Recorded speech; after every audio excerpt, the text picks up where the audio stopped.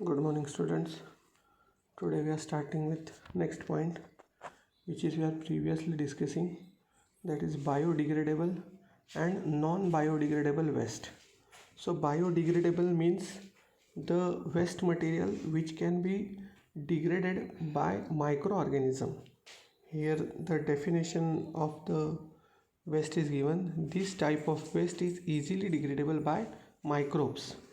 सूक्ष्मजीवांकडनं सहजगत्या कुजवलं जाणारं असं जे वेस्ट आहे त्याला बायोडिग्रेडेबल वेस्ट म्हणतात. It mainly includes kitchen waste. याच्यामध्ये सगळ्यात मोठ्या प्रमाणावर किचनमधून निघणारं वेस्ट आहे. मग त्यामध्ये spoiled food, fruits, vegetables, ash, soil, dung, part of the plants etcetera. आता ह्याच्यामध्ये काय काय येतं तर किचनमध्ये एस्पेशली स्पॉइल्ड फूड म्हणजे खराब झालेलं अन्न, फ्रूट्स आणि व्हेजिटेबल्स म्हणजे खराब झालेली फळं, भाज्या या सगळ्यांचा समावेश होतो. त्याच व्यतिरिक्त ॲश म्हणजे राख, चुलीतनं बाहेर पडणारी राख असेल, सॉईल म्हणजे माती असेल, डंक म्हणजे जनावरांची विष्ठा असेल, पार्ट ऑफ द प्लांट्स गेल्या वेळेला सांगितल्याप्रमाणे कुठल्याही रोपामधनं धान्य वेगळं केल्यानंतर मग ते गव्हाचं असेल, तांदळाचं असेल, ज्वारीचं असेल, बाजरीचं असेल, कुठल्याही याचं धान्य वेगळं केल्यानंतर उरलेलं जे प्लांट आहे it is also a biodegradable waste. This waste is mainly of organic type and it is called as wet solid waste. आणि हे जे वेस्ट आहे हे सगळ्यात जास्तीत जास्त हे ऑर्गॅनिक वेस्ट असतं, म्हणून त्याला ओला कचरा वेट वेस्ट असं म्हटलं जातं, ऑर वेट गार्बेज किंवा त्याला वेट गार्बेज म्हणजेच ओला कचरा असं म्हटलं जातं. If it is carefully decomposed we can get compost and fuel of good quality from it. आता हे तुम्हाला गेल्यालाच सांगितलेलं आहे की या कचऱ्याचं आपण प्रॉपर नियोजन जर केलं, व्यवस्थित त्याला जर आपण कुजवलं तर त्यापासून अतिशय चांगल्या प्रतीचं कंपोस्ट म्हणजे एक उत्तम दर्जाचं खत आणि त्याचबरोबर अतिशय चांगल्या दर्जाचं इंधन जे आपल्याला अन्न शिजवण्यासाठी, कुकिंगसाठी वापरता येऊ शकतं, ते आपल्याला बनवता येईल. Other than soil such biofuel projects have been started in many cities. आणि अशा या सगळ्याचा विचार करता असे अनेक मोठे मोठे प्रकल्प हे आपल्या इथे आपल्या शहरांमध्ये, मोठमोठ्या शहरांमध्ये ठिकठिकाणी चालू आहेत. आपल्या दापोलीमध्ये जर बघायचं झालं तर दापोलीमध्ये मंडणगड रोडला जाताना सुरुवातीलाच दापोलीतनं जेव्हा आपण मंडणगड रोडला जातो तेव्हा सुरुवातीलाच त्या उतारामध्ये एक उजव्या हाताला प्रोजेक्ट आहे. तर त्या ठिकाणी तुम्हाला तो प्रोजेक्ट मोठ्या प्रमाणावरती गार्बेज कशा पद्धतीने करून त्यापासून बायोगॅस बनवण्याचा तो प्रोजेक्ट आहे. त्यानंतर नेक्स्ट पॉईंट आहे नॉन बायोडिग्रेडेबल वेस्ट. आता नॉन बायोडिग्रेडेबल वेस्ट म्हणजे त्याला आपण सुका कचरा, ड्राय वेस्ट असं म्हणतो. In this type of waste it is not easily degradable. आता डेफिनेशन सेम आहे, फक्त नॉट हा शब्द त्याच्यामध्ये टाकायचा आहे. इझिली डिग्रेडेबल तो बायोडिग्रेडेबल आणि इझिली जो डिग्रेडेबल होत नाही त्याला नॉन बायोडिग्रेडेबल वेस्ट असं म्हटलं जातं. It requires very long time and such and use of various techniques. आणि ह्याचं जर तुम्हाला बायोडिग्रेडेशन करायचं असेल तर त्यासाठी मात्र प्रचंड जास्त तुम्हाला टेक्निक्स वापरायला लागतात आणि यासाठी भरपूर कालावधी लागतो. याच्यामध्ये एस्पेशली प्लास्टिक हे सगळ्यात मोठ्या प्रमाणावर तयार होणारं वेस्ट आहे. त्याचबरोबर metals and other materials, similar material हे त्यामध्ये येतात. याला सुका कचरा असं म्हटलं जातं, हे तुम्हाला मी सांगितलं. त्यानंतर यूज युअर ब्रेन पॉवरमध्ये तुम्हाला 2 क्वेश्चन विचारलेले आहेत. First, why it is necessary to recycle non biodegradable waste. Non biodegradable waste हे रिसायकल करणं का आवश्यक आहे? कारण ते इझिली डिकम्पोज होत नाही आणि इझिली डिकम्पोज न झाल्यामुळे त्याचा कचरा हा फार मोठ्या प्रमाणात होतो. आणि secondly, which materials are included in solid dry waste.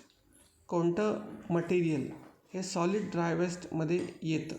तर मग अशी आपण सांगितले त्याच पद्धतीने लेदर आहे, ग्लास आहे, असे अनेक केमिकल्स आहेत जी यामध्ये इन्क्लूड होतात. त्यानंतर make a list of waste materials and articles in your area and prepare a following chart. आता तुम्हाला एक चार्ट बनवायला सांगितलेला आहे बघा त्यांनी.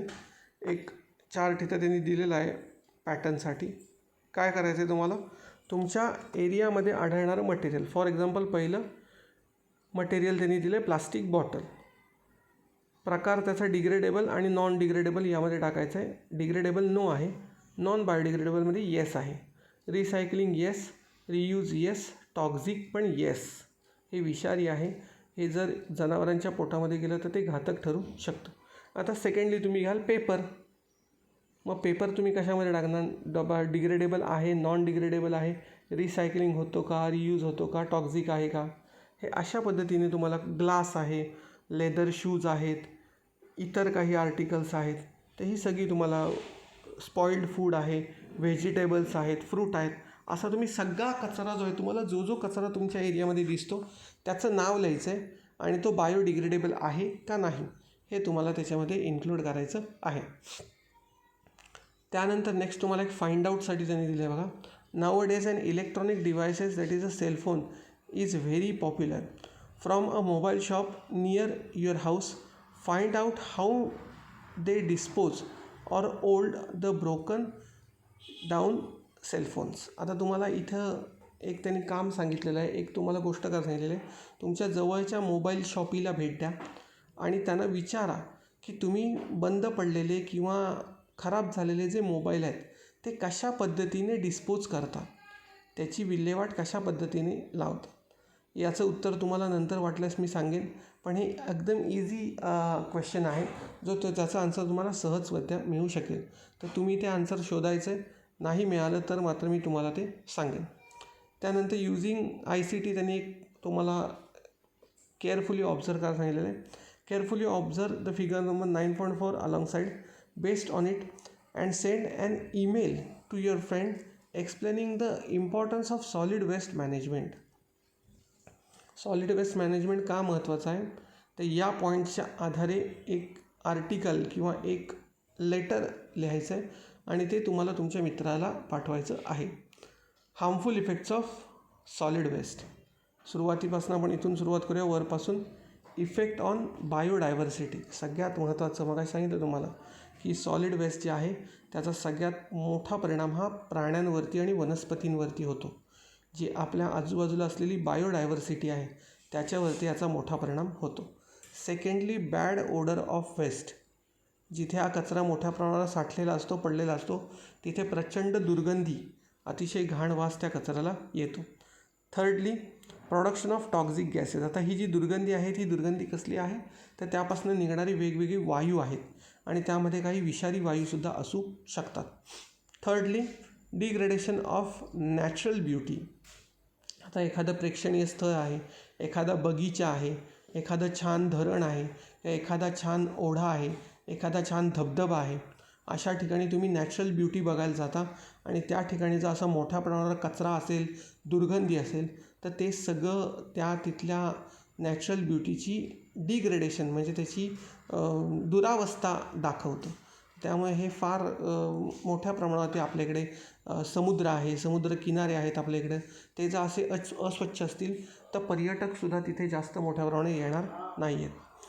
त्यानंतर एअर पोल्युशन. आता वरती सांगितल्याप्रमाणे दुर्गंधी आणि टॉक्झिक गॅसेस हे सगळे हवेमध्ये पसरतात आणि मोठ्या प्रमाणावर एअर पोल्युशन होतं. त्याचबरोबर वॉटर पोल्युशन. हा सगळा कचरा पाण्यामध्ये, नदीमध्ये, समुद्रामध्ये जातो आणि मोठ्या प्रमाणावर काय होतं, तर वॉटर पोल्युशन होतं. त्याचबरोबर सॉईल पोल्युशन. हा सगळा कचरा जो आहे तो कुठे आहे, तर जमिनीवरती आहे, त्यामुळे सॉईल पोल्युशनसुद्धा मोठ्या प्रमाणात होतं. अँड लास्ट, या सगळ्याचा इफेक्ट, मेन हार्मफुल इफेक्ट म्हणजे स्प्रेडिंग ऑफ डिसीज. कारण आपल्या आजूबाजूचं सॉईल, वॉटर आणि एअर हे जर पोल्युटेड असेल तर याच्यामार्फतच आपल्याला आजार पसरले जातात. तर मोठ्या प्रमाणावर आजार पसरण्यासाठी हा हार्मफुल वेस्ट आहे तो उपयोगी पडतो.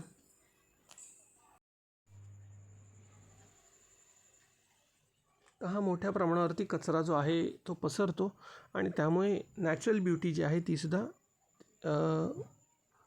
त्यालासुद्धा त्रास त्याचा होतो. त्यानंतर नेक्स्ट पॉईंट आहे necessity of solid waste management. बघा आता ह्या सगळ्या गोष्टी ज्या आहेत त्या एकमेकाशी रिलेटेड आहेत. सॉलिड वेस्ट मॅनेजमेंट न केल्यामुळे त्याचे काय हार्मफुल इफेक्ट होतात आणि आता ते करण्याची गरज का आहे. तर ह्या सगळ्या गोष्टी जर आपल्याला रोखायच्या असतील तर ही सगळ्यात मोठी गरज आहे की ह्या सगळ्या गोष्टी आपल्याला रोखायच्या आहेत. आपल्याला स्प्रेडिंग डिसीज होऊ द्यायचं नाही आहे, आपल्याला इफेक्ट ऑन बायोडायव्हर्सिटी होऊ द्यायचं नाही आहे, आपल्याला soil pollution, water pollution, air pollution होऊ द्यायचं नाही आहे. आणि त्यासाठी ही अतिशय महत्त्वाची काळाची गरज आहे की आपण या सगळ्या गोष्टी मॅनेज केल्या पाहिजेत. First, for preventing environmental pollution. सांगितलं तुम्हाला की आपल्याला सगळ्यात महत्त्वाचं म्हणजे पोल्युशन जे आहे, प्रदूषण जे आहे ते टाळायचं आहे. Second, for energy as well as fertiliser production and through that to generate work and employment opportunities. आता ह्या सगळ्या सॉलिड वेस्ट मॅनेजमेंटला जर तुम्ही एक प्रॉपर सिस्टीम राबवली तर त्या प्रॉपर सिस्टीमने त्याचं जर काम केलं तर मोठ्या प्रमाणावरती आपल्याला खत तयार होऊ शकतं, जे आपण मागाशी बघितलं कंपोस्ट खत, हे तयार करता येतं. आणि त्याचबरोबर अनेक व्यक्तींना यामध्ये रोजगार मिळू शकतो, अनेक लोक यासाठी कामाला ठेवता येऊ शकतात. Third, to reduce strain on natural resources. आता जर आपण प्रॉपर पद्धतीने सॉलिड वेस्ट मॅनेजमेंट केलं, ट्रीटमेंट केली तर आपलं जे पेट्रोल, डिझेल हे संपुष्टात येणारे जे एनर्जी सोर्सेस आहेत त्याच्यावरती ताण पडणार नाही आणि आपण त्याला एक चांगला पर्यायी एनर्जी सोर्स शोधून काढू शकतो. Fourth, to improve the health and quality of life and maintain environmental balance. अतिशय महत्त्वाचा हा पॉईंट आहे की आपण जर सगळ्या पद्धतीचं पोल्युशन रोखलं, air pollution, water pollution, soil pollution, if we are stopping that all kind of pollution, we can improve our health and our quality of life. We are not spreading the diseases, we are not facing for the bad odour, for the production of toxic gases, and due to that we can live in healthy environment and we can maintain the environmental balance. It also prevent the effect on the biodiversity. So this is the most important necessity of solid waste management. It is a need of an hour to implement solid waste management practices to avoid the possible problems due to solid waste generated from urban and industrial areas and to maintain a clean environment. For this purpose, we should implement measures like increasing the efficiency of production processes so that minimum waste will be generated, reducing garbage production by recycling and reuse of solid waste material. तर या सगळ्या गोष्टी करण्यासाठी आपल्याला आपली जी system आहे ती improve करायला लागणार आहे आणि त्या इम्प्रूव्ह केलेल्या सिस्टीममुळे वेस्ट फार कमी प्रमाणात तयार होईल आणि जे काही वेस्ट तयार होईल त्याचा आपल्याला रियूज करता येईल, ते रिसायकल करता येईल. आणि अशा पद्धतीने आपण जर वेस्ट मटेरियलच कमी प्रमाणात तयार केलं, वेस्ट मटेरियलच जर कमी प्रमाणात तयार झालं तर आपलं एन्व्हायरमेंट हेल्दी राहू शकेल. यासाठी त्यांनी एक सॉलिड वेस्ट मॅनेजमेंटचा एक अतिशय सुंदर तुम्हाला चार्ट दिलेला आहे बघा. Scientific and eco friendly waste management. सगळ्यात वरच्यापासून सुरुवात करूया. Separation and categorisation of waste. आत्ताच तुम्हाला आपण वरती बघितलं की कधीही कचरा एकत्र करायचा नाही. सुका कचरा आणि ओला कचरा, ड्राय वेस्ट आणि वेट वेस्ट हे कायम सेपरेट करायचे, त्याचं कॅटेगरायझेशन करायचं जेणेकरून त्याची विल्हेवाट लावणं सोपं पडतं. त्यानंतर कॉम्पोस्टिंग हा पण पॉईंट आपण बघितला. जो वेट वेस्ट आहे त्याच्यापासून अतिशय चांगल्या दर्जाचं खत कंपोस्ट हे आपण बनवू शकतो. Safe landfill site. ज्या लँडफिल साईट आहेत त्या वस्तीपासून लांब असाव्यात आणि त्या सेफ असाव्यात, त्याची प्रॉपर काळजी घेणं गरजेचं आहे. वर्मी कंपोस्टिंग. हा जो ओला कचरा आहे या ओल्या कचऱ्याच्या सहाय्याने तुम्ही जसं साधं कंपोस्ट बनवू शकता तसं गांडूळ खत ज्याला वर्मी कंपोस्ट हे सुद्धा त्यापासून बनवलं जाऊ शकतं. Industrial solid waste management. त्याच्यामध्ये लँडफिल मेथड. इंडस्ट्रीयल जे आहेत हे अतिशय घातक किंवा अतिशय डेंजरस असं सॉलिड वेस्ट असतं, त्यामुळे त्या इंडस्ट्रीनेच त्या वेस्टची जबाबदारी त्यांची लँडफिल साईट जी आहेत ती डिसाईड करायची आहे. Pyrolysis, that is a energy production by burning of waste at high temperature. Example biogas, bio electricity.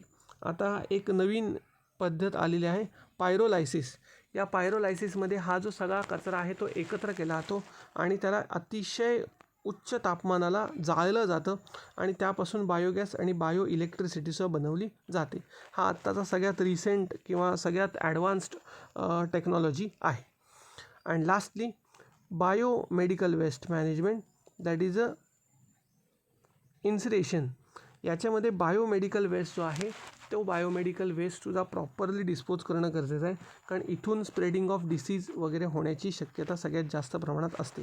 पण या बायोमेडिकल वेस्ट मॅनेजमेंटची जबाबदारी ही पूर्णपणे ही त्या हॉस्पिटलवर, त्या तिथल्या स्टाफवरती असते. तर त्यामुळे हे आपल्याकडे येत नाही, ह्या सगळ्या गोष्टी ह्या हॉस्पिटल मॅनेजमेंटमध्ये येतात. तर अशा पद्धतीने इथे तुम्हाला सॉलिड वेस्ट मॅनेजमेंट कशा पद्धतीने करणं आवश्यक आहे ते सांगितलेलं आहे. त्यानंतर नेक्स्ट पॉईंट आपला जो आहे principle of solid waste management. आता याच्यामध्ये काय प्रिन्सिपल आहे बघा. 5R सिस्टीम, 7R सिस्टीम आहे बघा. ही 7 प्रिन्सिपल आहेत आणि हे 7R आहेत. Starting from R, reuse, refuse, recycle, rethink, reduce, research, regulation and public awareness. Reuse म्हणजे काय? After use materials should be reuse for some other purpose, proper purpose. म्हणजे एखादी गोष्ट एकदा वापरून झाली की ती परत दुसऱ्या कुठल्या तरी वापरासाठी ठेवणं, याला रियूज असं म्हटलं जातं. उदाहरणार्थ आपण पाण्याची बॉटल, पाणी पिऊन झालं की टाकून देतो, पण त्याच्याऐवजी तीच पाण्याची बॉटल आहे, त्या पाण्याच्या बॉटलचा वापर तुम्ही झाडांना पाणी घालण्यासाठी करू शकता. किंवा इतर काही घटक आहेत, उदाहरणार्थ जॅमची बॉटल आहे किंवा सॉसची बॉटल आहे, तर याच्यामध्ये तुम्ही नंतर काही धान्य वगैरे साठवून ठेवू शकता. तर असा त्याचा रियूज करणं गरजेचं आहे. त्यानंतर refuse, refusal of use articles made by non degradable articles like plastic and thermocol. तुम्ही बाजारात गेल्यानंतर तुम्हाला जे काही प्लास्टिक किंवा थर्माकोलचे आर्टिकल्स मिळतात त्यांना तुम्ही ना म्हणायचं की मला हे नको, हे प्लास्टिकचं आहे किंवा हे थर्माकोलचं आहे आणि याने पर्यावरणाची मोठ्या प्रमाणावर हानी होते, त्यामुळे या वस्तू मी वापरणार नाही. त्यांना रिफ्यूज करा, त्यांना टाळा. हा सगळ्यात मोठा ॲडव्हान्टेज आहे त्याचा. त्यानंतर रिसायकल, हा रियूजसारखाच पॉईंट आहे की एक गोष्ट जी आहे ती तुम्ही रिपीटेडली वापरायची आहे. For example paper and glass can be recycled. आपण वापरून झाल्यानंतर आपण वह्या वगैरे आहेत त्या रद्दीमध्ये देतो, कळते, तर त्यांचा रियूज केला जातो, त्याचा परत एकदा त्याच्यापासून लगदा कागदाचा बनवला जातो आणि त्यापासून पुठ्ठा किंवा इतर जे घटक आहेत ते बनवले जातात. तर रिसायकलिंग त्याचं केलं जातं. हे आपण नाही करत, पण आपण तो जो व्यवस्थित पद्धतीने मॅनेजमेंट करून जर तो कचरा एकत्र केला तर मात्र त्याचा रिसायकलिंग इझिली करता येतं. रिथिंक म्हणजे कोणतेही आपल्या ज्या हॅबिट आहेत, rethinking of our habits, activities and other consequences in connection with the use of various articles of daily use. आपण कोणत्याही गोष्टी वापरताना ह्या गोष्टी वापरून पर्यावरणाची हानी होणार आहे का, याच्याने पर्यावरणाला काही त्रास होणार का, याचा वारंवार विचार करा. एकदा विचार करून ह्या गोष्टी वापरायला घ्या. Reduce, restriction the use of resources to avoid their wastage. Old materials should be reused. One thing should be shared by many. Use and throw type of objects should be avoided. तर restriction आपण स्वतःवरती आणायचं आहे की आपण जास्तीत जास्त नवीन वस्तू खरेदी करण्यापेक्षा जुन्या वस्तू जर वापरात असतील तर त्या वापरण्याचा प्रयत्न करायचा आहे. ओल्ड आर्टिकल्स, ओल्ड मटेरियल्स जे आहेत त्यांना वारंवार वापरायचं आहे. नवीन वस्तू करून बाकीचा सगळा कचरा बनवायचा नाही. Research, conducting research related to reuse of materials that for temporarily out of use. म्हणजे आपण रिसर्च करायचं आहे किंवा आपण शोध लावायचा आहे की आपल्या घरामध्ये एखादी टाकाऊ वस्तू आहे जी आपण टाकून देणार आहोत, त्याचा इतर काही वापर करता येईल का, याचा जरा विचार करायचा आहे. याच्यावरती काही तुम्हाला शोध लावता आला नवीन तर तो करायचा आहे. याच्या संदर्भातला एक आत्ताचं रिसेंट आलेला एक व्हिडिओ मी तुम्हाला पाठवेन, व्हॉट्सअपलाच आलेला व्हिडिओ आहे. त्याच्यानं तुम्हाला कळेल की कशा पद्धतीने नवीन टेक्निक्स आहेत त्या अंमलात आणल्या जात आहेत. रेग्युलेशन अँड पब्लिक अवेअरनेस, यामध्ये सगळ्यात महत्त्वाचा रोल आहे तो म्हणजे आपला. आपण काय करायचं आहे तर लोकांमध्ये ही जागृती निर्माण करायची आहे. लोकांना हे समजावून सांगायचं आहे. Following the laws and rules related the waste management and motivating other to do the same. आपण जे करतोय, आपण ज्या गोष्टी अंमलात आणतोय त्या इतरांना करायला भाग पाडायचं आहे किंवा इतरांना त्याचं महत्त्व पटवून द्यायचं आहे. थिंक अबाउट इट याच्यामध्ये तुम्ही वाचा. या सगळ्या गोष्टी ज्या आहेत त्या इझिली तुम्हाला अंडरस्टँड होतील. इथे त्याने एक खाली एक्झाम्पल दिलं आहे. America is a largest producer of electricity from solid waste. Solid वेस्टपासून इलेक्ट्रिसिटी बनवणारा जगातला सगळ्यात मोठा देश जो आहे तो अमेरिका आहे. जपानसुद्धा यातली टेक्नॉलॉजी जी आहे ती डेव्हलप केलेली आहे. Japan has develop the project of production of threads, papers and other useful materials from banana peelings. म्हणजे केळ्याची जी सालं आहेत त्यापासून धागा बनवणं, कागद बनवणं, अशा अनेक प्रोजेक्ट्स या जपानमध्ये डेव्हलप केलेल्या आहेत. Find out such projects in our region. आपल्या एरियामध्ये असा काही प्रोजेक्ट आहे का याचा शोध तुम्ही घ्यायचा आहे. अशा पद्धतीने इथे आपण आज थांबूया. सॉलिड वेस्ट मॅनेजमेंट जे आहे ते इथं आपलं कंप्लीट झालेलं आहे. थँक्यू.